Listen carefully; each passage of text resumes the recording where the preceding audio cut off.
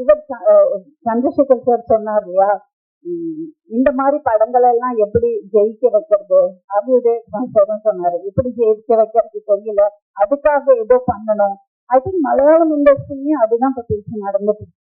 இந்த பிரம்மாண்டம் இதையெல்லாம் தாண்டி ரியலிஸ்டிக்கான நல்ல கதைகள் மறுபடியும் வரணுங்கிற ஒரு ஆர்வம் ப்ரொடியூசர் சைட்ல இருந்தும் மேக்கர் சைட்ல இருந்தும் வர ஆரம்பிச்சாச்சு. I think it's a very welcome change.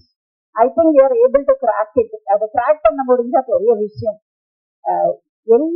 எல்லா ஜான்ரால இருக்கிற படங்களும் எல்லா பெர்ஸ்பெக்டிவ்ல இருக்கிற கதைகளும் மக்களுக்கு பார்க்கறதுக்கு ஒரு வாய்ப்பு.